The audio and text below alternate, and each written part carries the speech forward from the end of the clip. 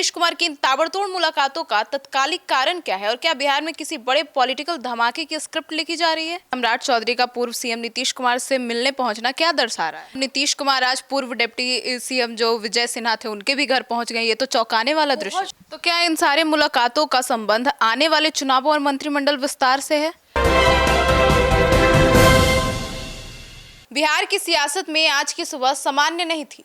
नमस्कार, आप देख रहे हैं सिटी पोस्ट लाइव। मैं हूं सृष्टि राज। पटना की सड़कों पर जब गाड़ियों का काफिला निकला तो साथ ही निकल पड़ी अटकलों की लहरें। पूर्व मुख्यमंत्री और जेडीयू के राष्ट्रीय अध्यक्ष नीतीश कुमार आज सुबह से ही एक्शन मोड में दिखे।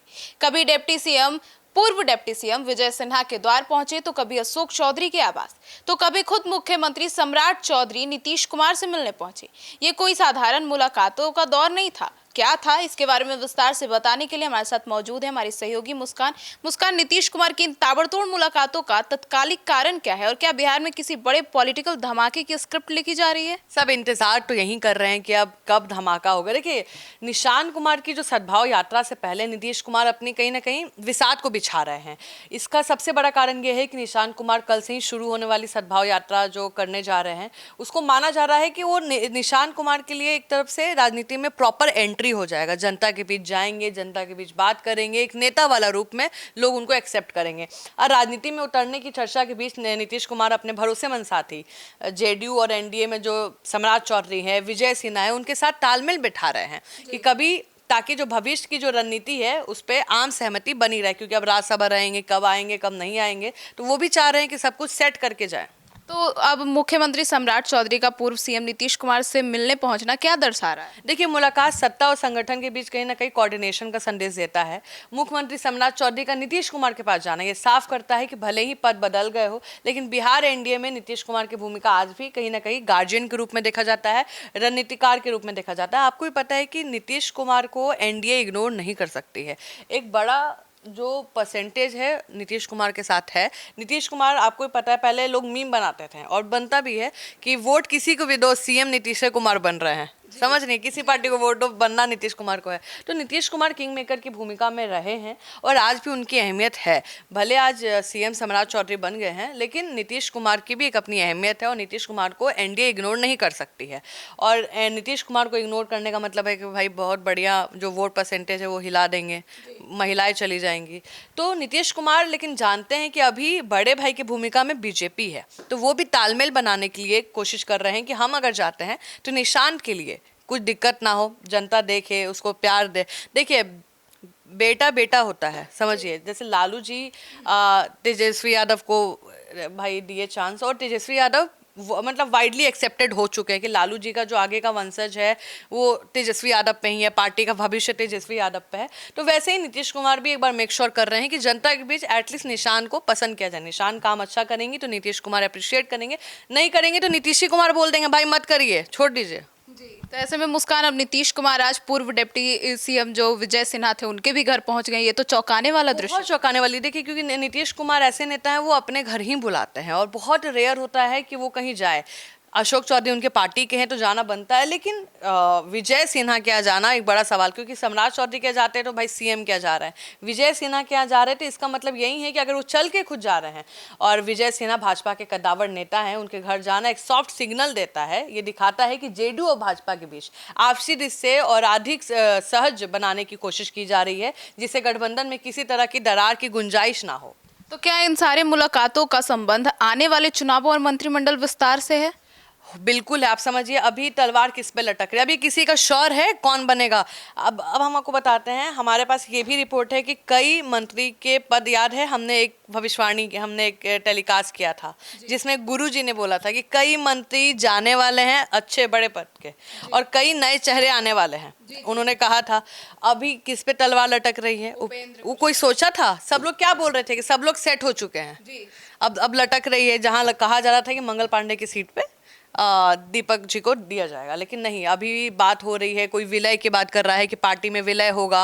उपेंद्र कुशवाहा भी अभी कहीं ना कहीं प्रेशर फील कर रहे हैं, उनके 3 विधायक बीजेपी के साथ रहना चाहते हैं।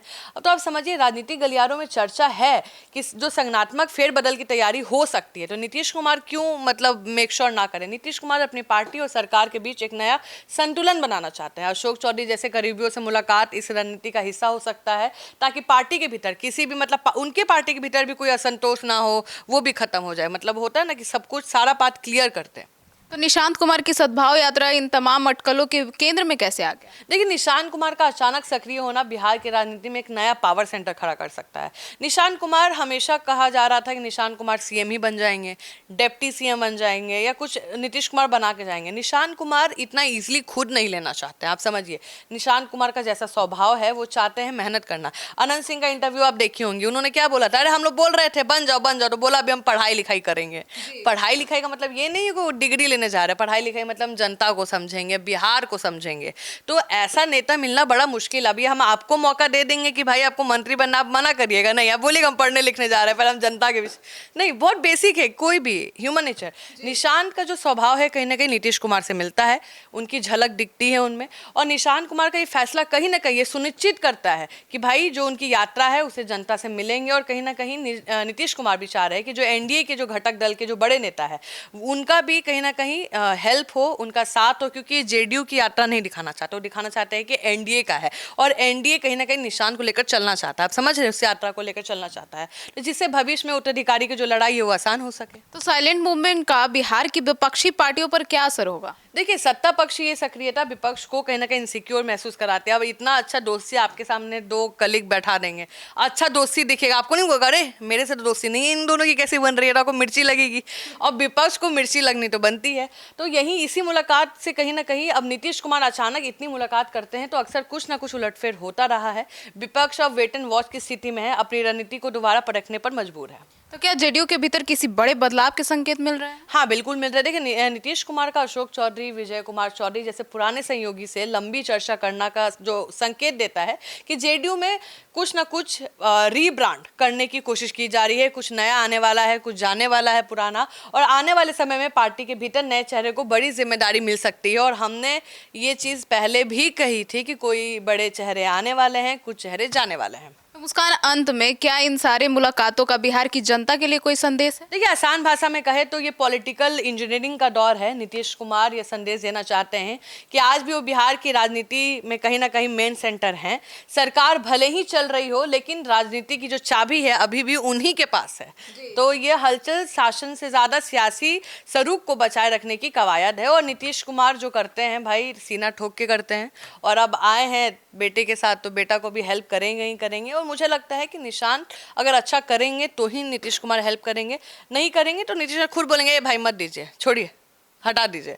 तो निशांत मुझे लगता है कि बहुत अच्छा है। अगर चुनाव के पहले इतना जनता के बीच जाते हैं, मेहनत करते हैं, तो जनता में एक्सेप्टेंस आना, वैसे भी बहुत लोग एक्सेप्ट कर चुका है, लेकिन उनके साथ जाके करना एक नेता वाला फीलिंग आ जाएगा। बिल्कुल।